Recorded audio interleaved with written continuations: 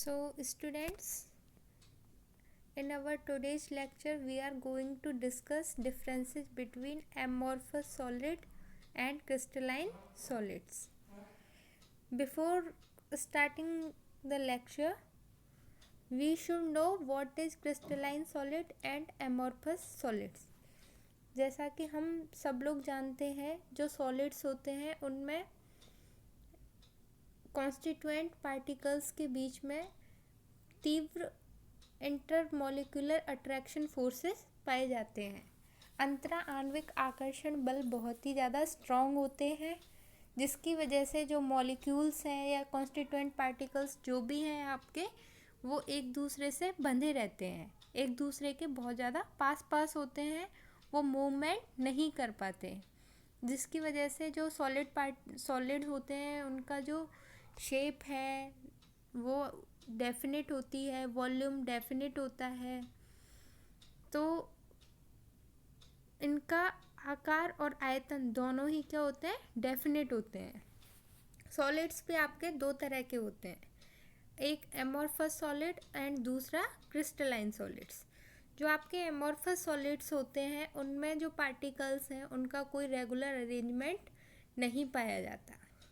ये बहुत ही इस तरह की स्ट्रक्चर होती है जैसे कि आपके लिक्विड पार्टिकल्स होते हैं। किसी लिक्विड को अगर ठंडा किया जाए और इतना ठंडा कर दिया जाए कि उसके जो पार्टिकल्स हैं उनकी काइनेटिक एनर्जी जीरो हो जाए और उनका मूवमेंट बंद हो जाए और वो अपनी ही जगह पे फ्रीज हो जाए, तो इस तरह की कुछ स्ट्रक्चर पाई जाती है एमॉर्फस सॉलिड्स की। इनमें कोई रेगुलर अरेंजमेंट नहीं पाया जाता है, सिर्फ और सिर्फ ये सॉलिड होते हैं, लेकिन ऐसे जैसे कि किसी लिक्विड को फ्रीज कर दिया हो, जमा दिया गया हो, इस तरह की इनकी स्ट्रक्चर पाई जाती है। ये एमॉर्फस सॉलिड या फिर सुपर कूल्ड लिक्विड, अधिशीतित द्रव, यानी ऐसे द्रव जिनको ठंडा करके जमा दिया गया हो, ऐसे द्रव कहलाते हैं। दूसरे आपके होते हैं क्रिस्टलाइन सॉलिड्स। क्रिस्टलाइन सॉलिड्स में आपके जो कॉन्स्टिट्यूएंट पार्टिकल्स हैं उनका एक रेगुलर अरेंजमेंट पाया जाता है, डेफिनेट अरेंजमेंट पाया जाता है। उनकी जो पार्टिकल्स हैं उनका स्पेस फिक्स होता है कि कौन सी जगह पे क्या पाया जाएगा, कौन सा पार्टिकल पाया जाएगा। इसलिए इनकी जो इनमें हाईली ऑर्डर्ड अरेंजमेंट पाया जाता है कॉन्स्टिट्यूएंट पार्टिकल्स का, और इनको क्रिस्टलाइन सॉलिड कहा जाता है। इनकी शेप फिक्स होती है, निश्चित होती है, डेफिनेट होती है, और इनका साइज भी फिक्स होता है। इन क्रिस्टलाइन सॉलिड्स को ही ट्रू सॉलिड्स कहा जाता है।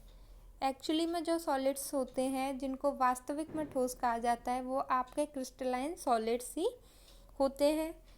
अगर हम एमॉर्फस सॉलिड्स में एग्जाम्पल की बात करें तो ग्लास, रबर, आपके इस तरह के एग्जाम्पल्स हैं जो एमॉर्फस हैं।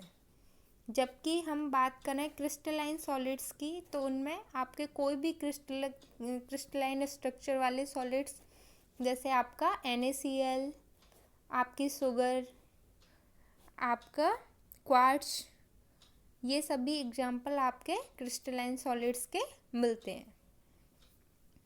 तो अब हम इनमें डिफरेंसेस की बात करते हैं। तो फर्स्ट डिफरेंस इनमें वही हो जाएगा कि जो एमॉर्फस सॉलिड्स होते हैं उनमें कॉन्स्टिट्यूएंट पार्टिकल्स का कोई रेगुलर अरेंजमेंट नहीं पाया जाता, जबकि जो क्रिस्टलाइन सॉलिड्स होते हैं उनमें constituent particles highly ordered manner में होते हैं। इनमें एक रेगुलर और डेफिनेट अरेंजमेंट पाया जाता है कॉन्स्टिट्यूएंट पार्टिकल्स का। जब हम एमॉर्फस सॉलिड्स की बात करते हैं तो यहाँ पे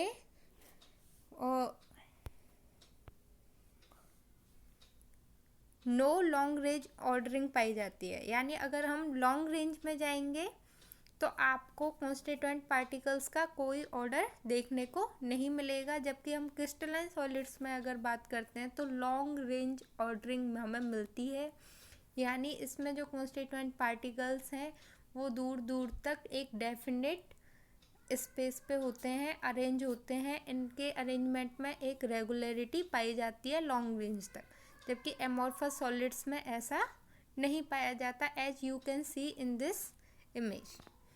अब हम सेकंड डिफरेंस की बात करते हैं कि जो एमॉर्फस सॉलिड्स हैं उनमें जो ज्योमेट्री है वो फिक्स नहीं पाई जाती, जबकि जो क्रिस्टलाइन सॉलिड्स हैं उनमें ज्योमेट्री फिक्स पाई जाती है, डेफिनेट पाई जाती है।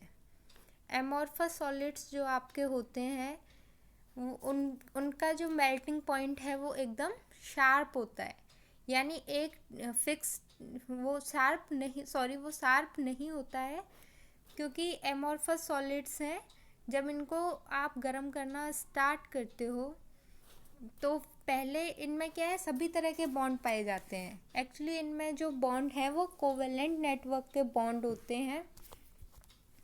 तो जब इनको गर्म करना स्टार्ट करते हैं तो धीरे धीरे इनका टेम्परेचर बढ़ने लगता है, और टेम्परेचर बढ़ने के बाद धीरे कुछ बॉन्ड इसमें कम एनर्जी के होते हैं एंड कुछ बॉन्ड इसमें ज़्यादा एनर्जी के होते हैं। तो जो बॉन्ड्स हैं वो धीरे धीरे ब्रेक होते जाते हैं, और जो सॉलिड है वो मेल्ट होके लिक्विड में चेंज होना स्टार्ट कर देता है, और उसका टेम्परेचर भी कंटिन्यूसली इंक्रीज होता है।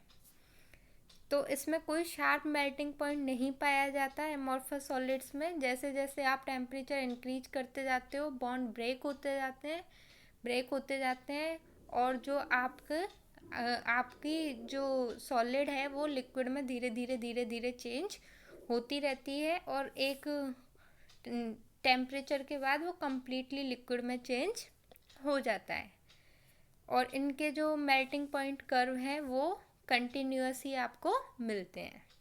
जबकि हम क्रिस्टलाइन सॉलिड्स की बात करते हैं तो इनमें शार्प मेल्टिंग पॉइंट पाया जाता है, इनका जो मेल्टिंग पॉइंट है वो डेफिनेट होता है, क्योंकि जब हम क्रिस्टलाइन सॉलिड्स की बात करते हैं तो इसमें सभी बॉन्ड एक जैसे होते हैं, उनको ब्रेक करने के लिए सेम एनर्जी की हमको ज़रूरत होती है। तो जब हम उसको गर्म करना स्टार्ट करते हैं तो फर्स्ट जो कंपाउंड है उसका जो टेम्परेचर है वो इंक्रीज होता जाता है और एक पॉइंट पे आके आपका टेम्परेचर इंक्रीज होना बंद हो जाता है, और अब आपका जो सॉलिड है वो मेल्ट होना स्टार्ट हो जाता है, जस्ट बिकॉज सभी बॉन्ड सेम एनर्जी के होते हैं, उनको ब्रेक होने के लिए सेम एनर्जी की रिक्वायरमेंट होती है।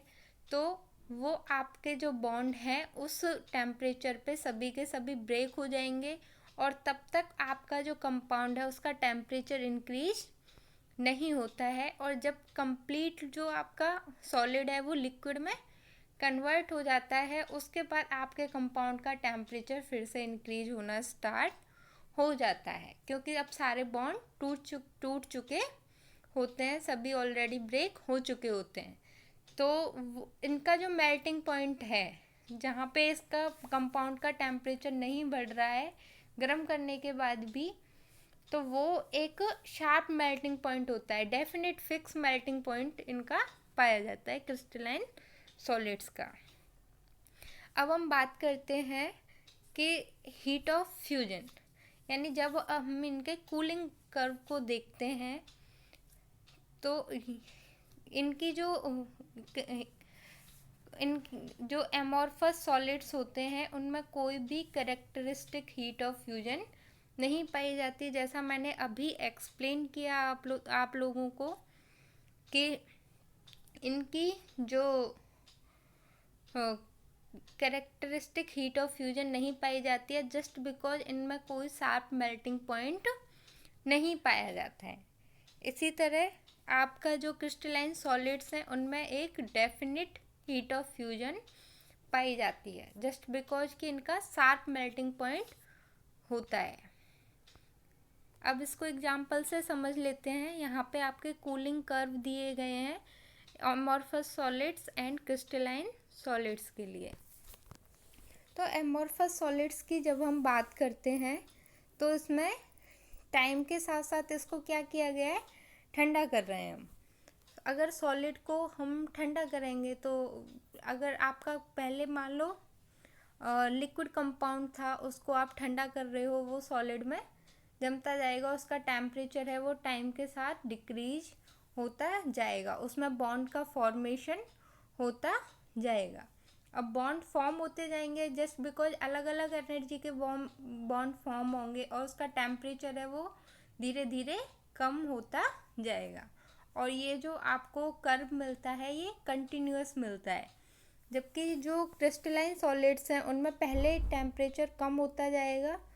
आप लिक्विड स्टेट से अगर स्टार्ट करते हो तो पहले टेम्परेचर कम होता जाएगा कूल करने पे, और एक पॉइंट ऐसा आएगा जब आपके सभी बॉन्ड बनने लग जाएंगे और तब उसका जो टेम्परेचर है वो एकदम फिक्स हो जाएगा, डेफिनेट हो जाएगा। और जब तक कि सारे बॉन्ड फॉर्म नहीं हो जाते और कंपाउंड आपका फिर से सॉलिड में चेंज नहीं हो जाता, तो ए पॉइंट पे आपका सॉलिड बनना स्टार्ट होता है, बी पॉइंट पे आपका कंप्लीट कंपाउंड है वो सॉलिड बन चुका होता है, और फिर से आपका टेम्परेचर है वो डिक्रीज होने लग जाता है बी पॉइंट के बाद।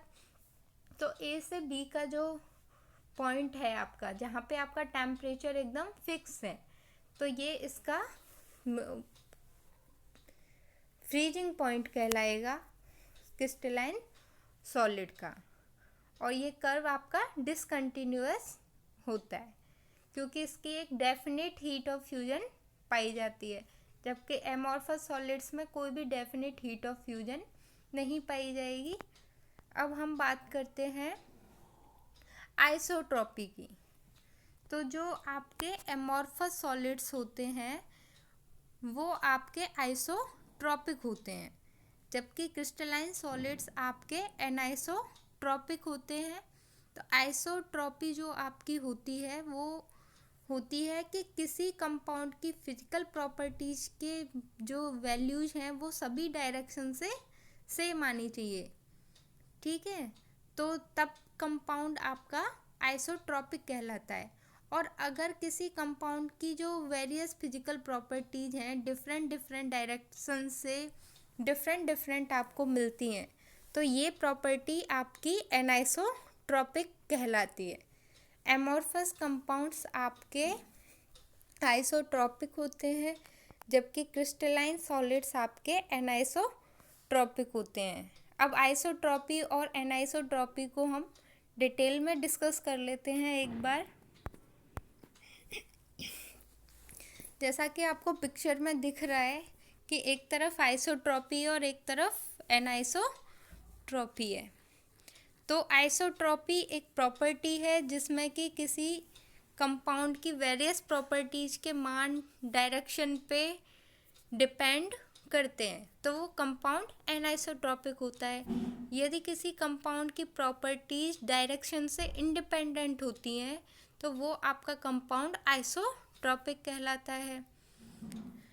इसी तरह से हम बात करें कि एक रिफ्रैक्टिव इंडेक्स आपकी प्रॉपर्टी होती है, तो जो आपके एनाइसोट्रॉपिक कंपाउंड्स होते हैं उनका रिफ्रैक्टिव इंडेक्स 1 से ज़्यादा पाया जाएगा, जस्ट बिकॉज अलग अलग डायरेक्शन से इसकी जो वैल्यूज हैं वो अलग अलग निकल के आएंगी। तो एनाइसोट्रॉपिक के लिए रिफ्रैक्टिव इंडेक्स 1 से ज़्यादा पाए जाएंगे, जबकि जो आइसोट्रॉपिक कंपाउंड्स हैं उनके लिए रिफ्रैक्टिव इंडेक्स सिंगल आएगा, एक ही आएगा, जस्ट बिकॉज किसी भी डायरेक्शन से ले लो उस रिफ्रैक्टिव इंडेक्स की वैल्यू आपकी सेम आएगी। इसी तरह आपकी और भी प्रॉपर्टीज होती हैं जैसे कि thermal and electrical conductivity, mechanical strength, ये भी एनाइसोट्रॉपिक के लिए मोर देन 1 वैल्यूज आपको प्राप्त होती हैं, जबकि आइसोट्रॉपिक कंपाउंड्स के लिए ये इनकी वैल्यू सिंगल ही आपको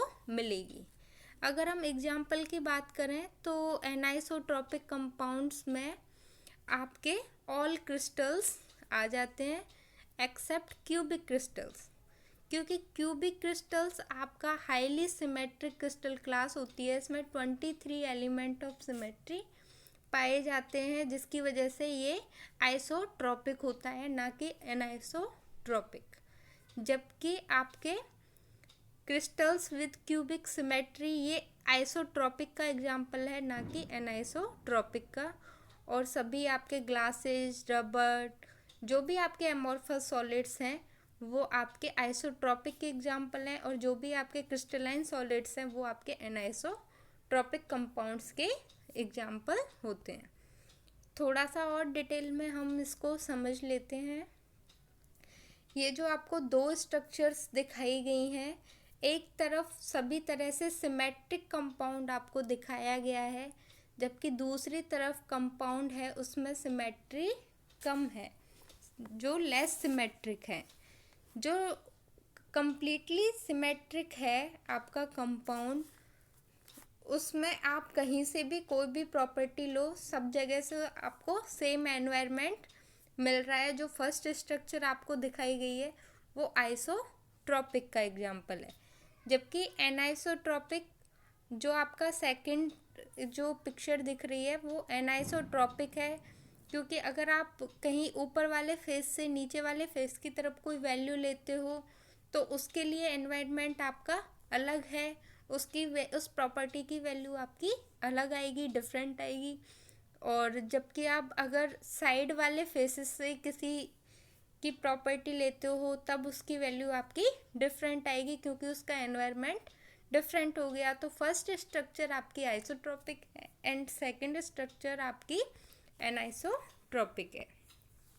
अब हम क्रिस्टल्स में बात करते हैं तो हम जानते हैं कि जो क्रिस्टलाइन सॉलिड्स होते हैं उनमें आपके कॉन्स्टिट्यूएंट पार्टिकल्स का रेगुलर अरेंजमेंट पाया जाता है। यहाँ हम देखते हैं दो आपके एरो दिखाए गए हैं, A and B. Crystalline solids में हम अगर ए को स्टडी करते हैं, किसी प्रॉपर्टी की स्टडी अगर हम ए से करते हैं तो हम देखते हैं कि एक तरफ आपके एक जैसे कॉन्स्टिट्यूएंट पार्टिकल्स हैं, जबकि दूसरी तरफ आपके दूसरी तरह के कॉन्स्टिट्यूएंट पार्टिकल्स हैं। जबकि हम अगर बी को स्टडी करें तो हम देखते हैं कि बी के दोनों तरफ ही जो कॉन्स्टिट्यूएंट पार्टिकल्स हैं वो अल्टरनेट अरेंजमेंट में दिख रहे हैं। तो अगर हम यहाँ पे कोई वैल्यू ए और बी दोनों पॉइंट से लेते हैं तो हमको डिफरेंट मिलेगी, इसलिए आपके जो क्रिस्टल्स हैं वो एनाइसोट्रॉपिक होते हैं। जबकि एमॉर्फस सॉलिड्स में आपका कोई भी रेगुलर अरेंजमेंट नहीं पाया जाता, वो हमेशा ए को, चाहे आप ए को देख लो चाहे आप बी को देख लो, वो एक ही दोनों तरह के पार्टिकल्स के साथ टच में आ रहे हैं। इसलिए आपके ये जो हैं, चाहे आप ए से वैल्यू प्राप्त करो चाहे बी डायरेक्शन से वैल्यू प्राप्त करो, आपको वैल्यू सेम ही मिलेगी। तो एमॉर्फस सॉलिड इसलिए आपके आइसोट्रॉपिक होते हैं। अब हम बात करते हैं जो एमॉर्फस सॉलिड्स होते हैं वो कोवेलेंटली बॉन्डेड सॉलिड्स होते हैं, यानी इनमें कॉन्स्टिट्यूएंट पार्टिकल्स के बीच में कोवेलेंट बॉन्ड पाया जाता है। जबकि क्रिस्टलाइन सॉलिड आपके कोवेलेंट बॉन्ड भी कंटेन कर सकते हैं, may be which contain ionic bonds और वांडरबाल बॉन्ड्स और मेटेलिक बॉन्ड्स। तो एमॉर्फस सॉलिड आपके ओनली कोवेलेंटली बॉन्डेड हो सकते हैं, जबकि क्रिस्टलाइन सॉलिड्स उनके कॉन्स्टिट्यूएंट पार्टिकल्स के बीच में आपके आयनिक बॉन्ड्स भी हो सकते हैं, कोवेलेंट बॉन्ड्स भी हो सकते हैं, वांडरवाल बॉन्ड्स भी हो सकते हैं और मेटेलिक बॉन्ड्स भी हो सकते हैं। सो स्टूडेंट्स, आई थिंक आपको दोनों के बीच में डिफरेंस अच्छे से समझ में आ गया होगा। सो आज का लेक्चर मैं यहीं पे फिनिश करती हूँ।